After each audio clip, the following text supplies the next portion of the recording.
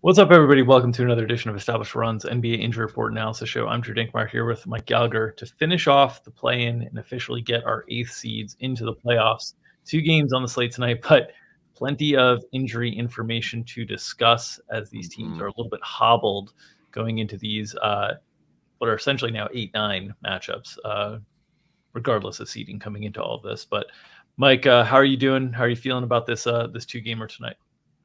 I've been better, getting killed by allergies, but yeah, a lot of injuries. So it totally made sense to lose a playing game on purpose to play another one where you're playing your guys 40 minutes. Insane asylum stuff, as Darvingham said. But yeah, this is a pretty exciting slate. I already wrote matchups for tomorrow. 8K words went ham. So excited for that. And then we're gonna do a show tomorrow. I'm really excited for that. We don't usually do Saturday shows, but you spend all week writing. You just got to talk ball. So excited for that tomorrow too. Yeah, as the sirens go off about the content right behind me. Let's get into these games from a game-by-game perspective. Chicago and Miami. On the Chicago side, we've got 3 questionable tags with Alex Caruso, Ayo Dosunmu, and Andre Drummond. What's your read on the availability of these 3 players? It sounds like all 3 are expected to play. Alex, in terms of order of magnitude of injury potentially affecting players, it seems like it's Caruso, then Drummond, then Ayo, based on what we saw last game. What are your expectations here for Chicago tonight? Let's start with Caruso. He's the big one, right? We saw him get hurt. He hurt his left foot / ankle. The Woj had it. Woj had like a scheduled tweet after the game with the significant foot injury that he had. And then Billy Donovan, during his 4th quarter in-game presser, basically ruled him out. So it was looking pretty bleak. Then Woj comes out yesterday and saying he's feeling better, swelling's down, blah, blah, blah, blah, blah. And then now we found out Caruso is expected to play. How I do want to note, so we're expecting him in with a limit. So I just want to kind of highlight how bad this left foot ankle thing is for Alex Caruso. So left ankle injuries this season: Wednesday, April 8th, March 23rd, December 14th, December 8th. He had left toe issues in March, February, December, November, March of last season, February of last season, and then also in 2021. His left foot is a problem. We've seen Billy Donovan, shut him down, bring him off the bench to preserve him. I think that's possibly on the table. We took an under on him, kind of just thinking that some way, somehow, he kind of doesn't get there from a minutes perspective, because this left ankle foot thing is a serious problem for Caruso. So we're expecting limit. The other 2, pretty much good to go. It's worth noting, though, that Ayo Dosunmu is listed with contusions after being listed with a contusion. I'm not sure if that's a typo or whatever it is, but obviously played really well. He was very good defensively, especially without Caruso. He picked up a big defensive assignment on Trae Young. He's done a really good job in that role. And then, just the Drummond's going to get the non-Vooches. Vooch got the minutes up, obviously, not surprising at all there. So very likely to see Drummond, very likely to see Ayo. And then expecting a little bit of a limit, whether it's planned or not planned, meaning an aggravation. I think Caruso could kind of have his minutes get cut. Yeah, tough player to project just because he leaves so many games early as well. This one, another one of those reflections where he just gets 17 minutes because of the ankle injury early. So I think we're at 29 minutes right now, which is trying to take into account some of that downside risk, some of that upside risk. If you're considering betting into these spots, we mentioned we already took an under on his assist line, which is where we felt there was the most value. Our other stat projections look about even at 29 minutes. But if you wanted to, I think the best way to play this would be single game parlaying Caruso unders, and hoping, you don't want to root for injury, but for a bet, hoping he's not able to fully go and they have to kind of move on from him, because we've seen that plenty of times where he's tested things out and, had to go back to the locker room and kind of been in and out. So I think that's a way to potentially play it. Would also note, just on this injury reporting stuff from Shams and Woj, because I know like Jimmy Butler's agent came out talking against Shams and stuff.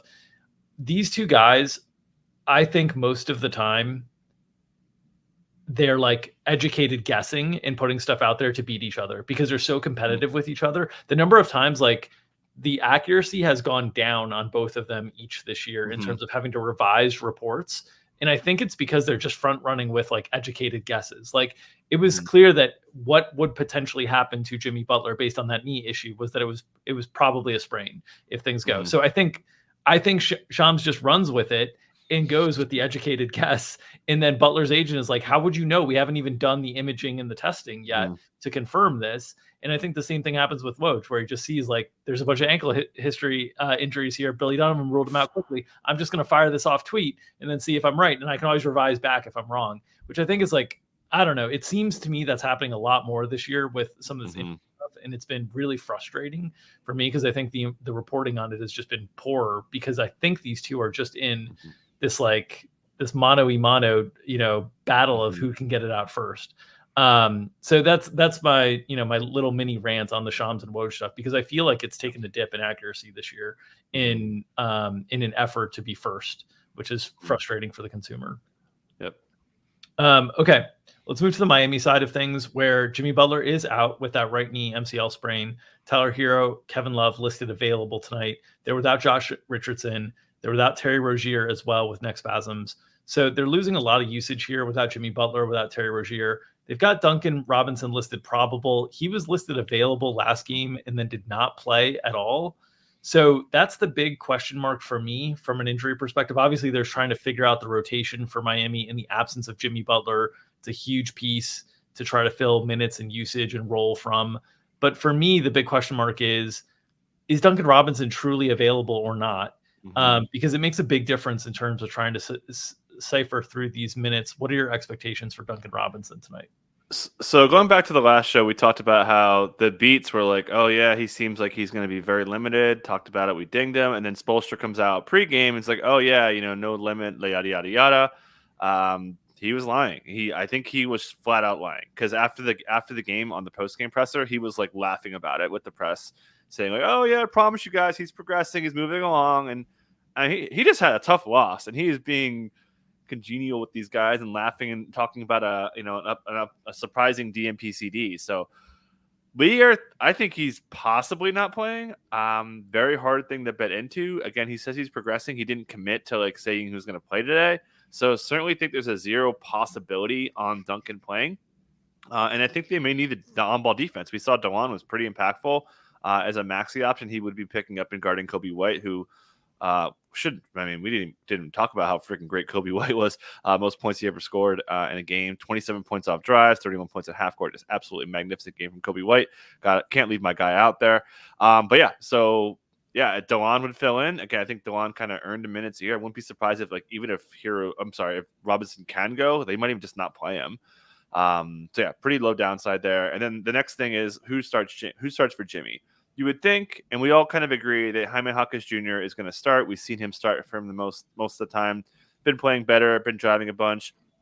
Seems like he's going to start.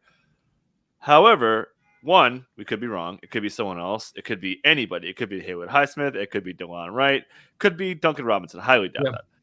Yeah. So the other thing we see with Jimmy Butler, I talk about this all the time, is like wholesale changes. Like, okay, Jimmy Butler's impact affects other people. So maybe Nikola Jovic's minutes and usage and role isn't the same with Jimmy as it is with somebody else. So I wouldn't be surprised if they like pull two people out and like start Jaime Jaquez and Haywood Highsmith with the other three guys. We can expect really strong minutes out of Tyler Hero. Bam Adebayo, my cover boy for matchups today. I think he's going to have a huge game. We saw what we see what centers do all day against the Hawks. The Bulls. He's actually crushed this matchup too. So excited about Bam. And then Hero, big usage, but inconsistent. Got hot a little bit late. So a little unclear on who's going to start. And then we don't even know if Duncan Robinson's going to play. Yeah, and I think if Duncan Robinson can go physically at all, he'll play, because I think they just need bodies. And you mentioned they need, point of attack defense with DeLon Wright. They need 3-point shooting. If you can't generate offense without Jimmy Butler, and their best offense all year long has been with Duncan Robinson on the floor all year long, because the floor spacing he allows, the dribble handoff stuff with him and Bam. So I think the range on Duncan Robinson here is truly 0 to 30. I mean, I think there's a chance that he, as you alluded to, there's a chance he could even start. So really hard projection to kind of get your head around, and hard to project all the other pieces without knowing.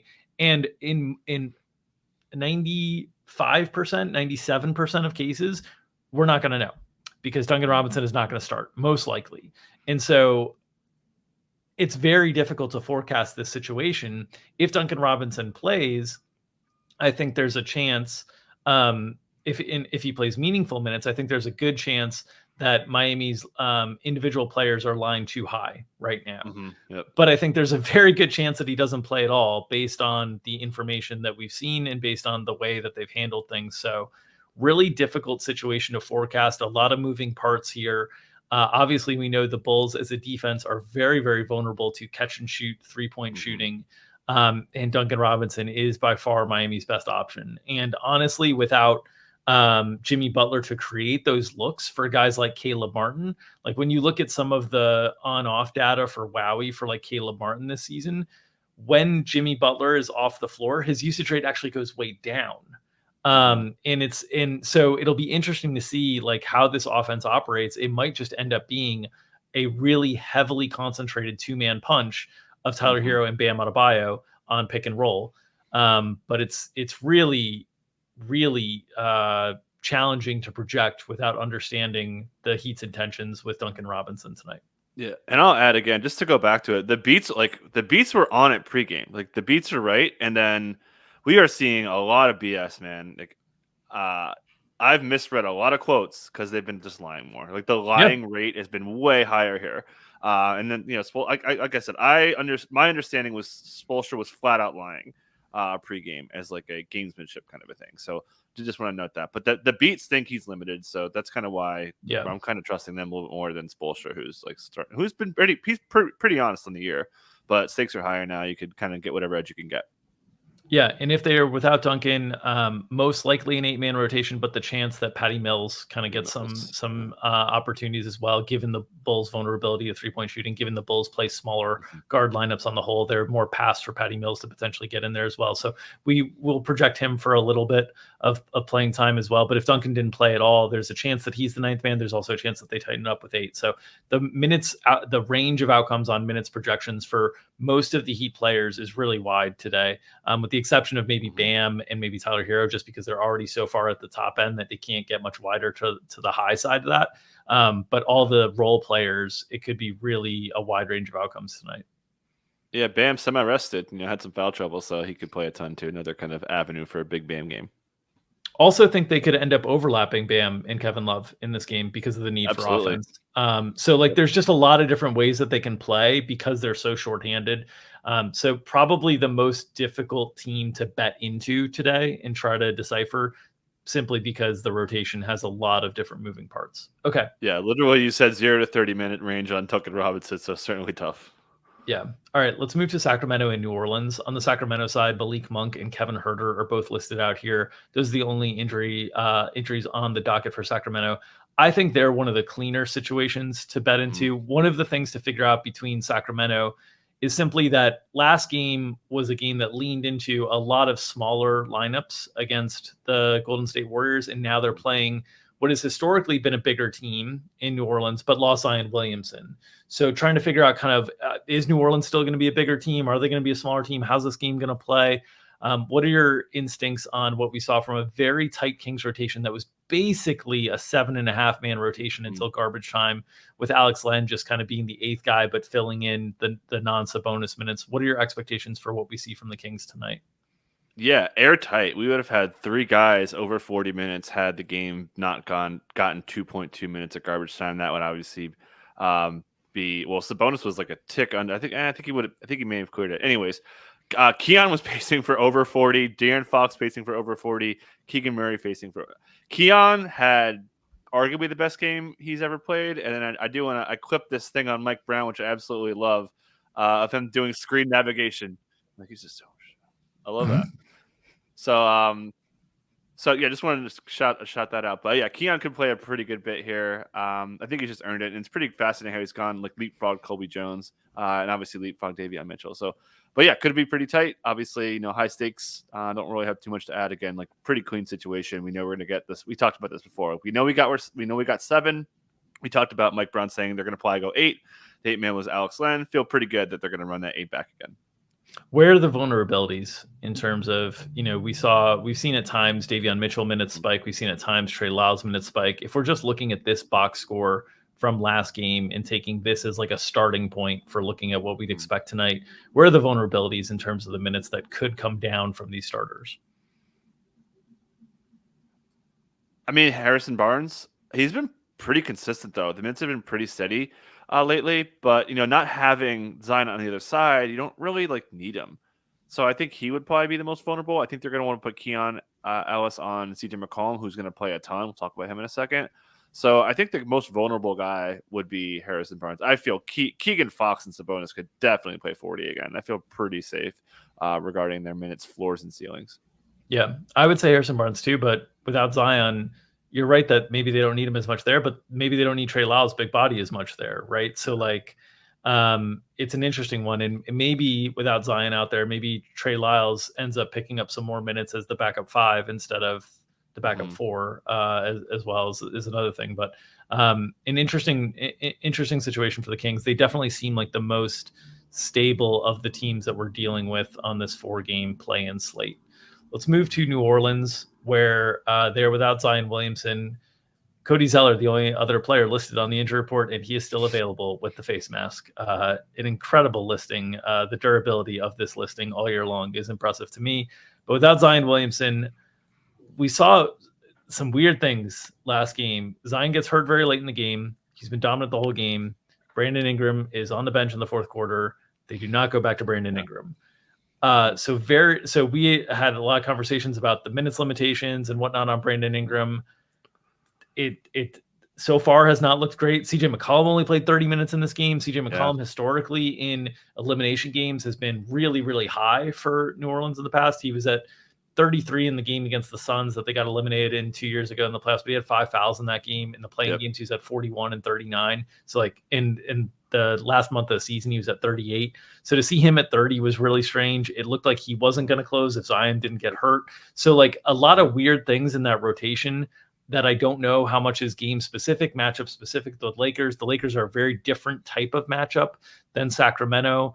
Obviously, New Orleans has had a ton of success against Sacramento this year, 5-0 against the Kings, and none of the games have been close. They have just absolutely whooped up on the Kings all year long. So what are your expectations for what we see from New Orleans tonight? Yeah, just to add, had it not been for the Zion injury, they would have almost certainly closed with Zion, Herb Jones, Larry Nance, Jose Alvarado, and Trey Murphy.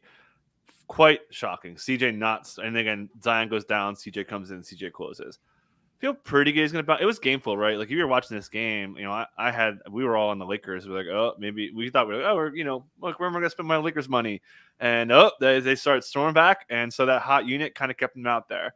So how much of that was like the hot unit, or how much of it was like, okay, Brandon Ingram just not right? Who hasn't looked right? He's had 2 layups his whole time since returning. He has 0 interest, which is really not his game anyways, but that's a pretty low number even for him. So there's a lot. I guess just going to the easy part is like who's starting. Like Trey Murphy's starting. Like we know that. What has the 2 days off, full days off, helped Brandon Ingram get closer to 100%? He's not 100%. Like we kind of know that. That's like a big question we were trying to figure out. We think it's like helped him a little bit because he looked like a little bit like Sunday. He looked terrible, and then I thought he looked a little bit better on Tuesday. So I think we landed at 31 because I think that he could still kind of get cut down, but there's not many passing getting cut down. It could be Alvarado again. Again, Trey Murphy's going to probably close. One of the centers is going to close. Feel pretty good that CJ McCollum's going to close now. They're going to need him in a big, big way. So, yeah, we landed at 31 on Ingram. He might beat us, but he might not. He might be way short again overall. So, but yeah, and then next question is how much does Dyson Daniels play? He'll for sure play the non-Herbs and then probably overlap just because they're kind of getting a little bit squeezed there. And then does Najee Marshall play? He was supposed to play according to Willie Green on Sunday, and then didn't play in each of the last 2 games. So does he come in the mix? I don't know. So kind of a lot of questions. And then lastly, Valanciunas. How much does he play? He played 33 minutes in the last game against the Kings. Very noteworthy that Larry Nance did not play in that game. Yep. So he got free reign and got actually killed defensively. So that's another thing. We spent a lot of time trying to hone in on the Valanciunas minutes. How much can he play? He's been typically in the upper 20s when Larry Nance is in and Zion is out. So we kind of feel like he's got a little bit of an edge. There's a lot of commentary from the Kings about attacking the Valanciunas pick and roll defense, which was their bread and butter. We saw Fox have his best game against the Kings because that was what they did against the Pelicans all day. So we think Joe Val's got the edge. We took a Larry Nance under because we want to bet some unders. But this is again just 3 teams that are like loaded with injuries. It's pretty crazy. Yeah, a couple notes on Joe Val. So last 3 seasons against Sabonis, there have been, 9 games against Sabonis for Joe Val. And his range in minutes in those games has been a low of 21 and a high of 33. In 8 of those 9 games, he's hit a double-double. So I think there's Val, like we took the Nance under, but if you wanted to play it through a Joe Val over, Joe Val double is right now like plus 120 on Caesars. I didn't check other lines real quickly, but I think that's very viable. And then you look at the last 2 games, the last 2 seasons in games without Zion Williamson. You look at like Joe Val's minutes, and I did this to try to visualize like where the buckets of minutes are. And so he's played, 50 games over the last 2 seasons without Zion. And in those 50 games, 26 of those games have been 26 or more minutes. 32 of those games have been 15 to 25 minutes. 16 of those games, 21 to 25, and just eight games, 20 or below. So 8 out of 50 are 20 or below. So it seems like the floor is like substantially raised in the games without Zion. The 2 games that were sub 15 were against like Dallas, which is a team that notoriously really difficult matchup for Joe Val to stay on the floor. And then Washington, which was a weird one because Washington is so vulnerable to centers regardless, but you can play small against Washington. So I think Joe Val, we've got him 25-23 in favor of Joe Val tonight. That is obviously not how it's been of late with Nance and Joe Val. We're taking into account a lot of matchup stuff and a lot of without Zion stuff. We've talked about this in the past. Without Zion, they need offense. They need more offensive creation, and Joe Val gives them that offense that Nance doesn't. Also, Joe Val gives them a defensive option against Sabonis from a size perspective. Like this is probably Joe Val's best matchup in the whole league that he could possibly get. I mean, it's maybe this and maybe Nikola Vucevic or someone like an Andre Drummond or someone like that, like a big player that's not really effective as a roll man. Now, Sabonis is very effective as a roll man, but just a big body that's not going to leave the paint very often. That's like the most comfortable spot for Joe Val. So I think, we took the Nance under for our prop subscribers. I think if you want to play Joe Val overs on the other side of that, I think that's viable as well. I don't think there's any chance that they're not playing a full 48.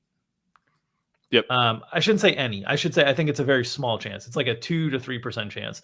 Shout out Jeremiah Robinson Earl. Yeah, it's injuries or something that or foul trouble or something that like prevents that. But I don't think they're intentionally going small unless they get way behind and like have to try to play catch up.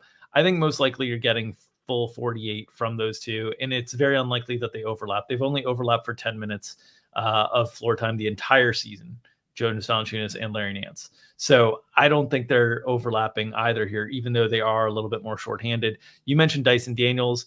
In the 5 matchups against the Kings this year, Dyson Daniels' minutes in 4 of those games have been 22 or above, but 2 of those games without CJ, 1 game was that without Nance. So like they've gotten up there when they've been without guys, but they like Dyson Daniels as a secondary pressure option on De'Aaron Fox. They like Dyson Daniels and Herb Jones as a combination and giving De'Aaron Fox trouble. Now, it was more of the other thing I should note with those games with where Daniels' minutes were elevated, Malik Monk was available for most of those games. And so you now needed the double kind of guard pressure on Malik Monk and on De'Aaron Fox. And that's why I think Dyson Daniels' minutes rose. We're in the teens on Dyson Daniels. Do you think the matchup is much better than the Lakers situation? He benefits from this, but I'm not sure if it matches what we saw in the season. The one game that they had everybody available for them, Dyson Daniels played 6 minutes against the Kings. So another situation that's a little bit tough to kind of articulate and walk through. But the big question marks here to me are how much can Brandon Ingram play? And ultimately what the center split is between Jonas Valanciunas and Larry Nance. We walked through that center split. We walked through the Brandon Ingram stuff. I think that's the biggest stuff to sort of sift through here. The minute ceilings on guys like Herb Jones, CJ McCollum, Trey Murphy should be very good in this spot without Zion Williamson. And we'll see if the Pels can finish off the 6-0 sweep this year. I need it for playoff basketball, the way that I've been drafting and everything. This has been a big hit to me the last few days with the wing injuries. So we'll see what happens. Any other notes before we get out of here on the Pels? Yeah, I'm also rooting. My best ball teams want the Pelicans to win, but I kind of hammered the Kings when it was plus 3-4, whatever it was, when the Zion news came out. Yeah, let's just talk. I want to talk 2 more points on the Joe Val Nance thing. So when Joe Val loses minutes, there's 2 reasons why, according to Willie Greenism. It's shooting from the other team and pace.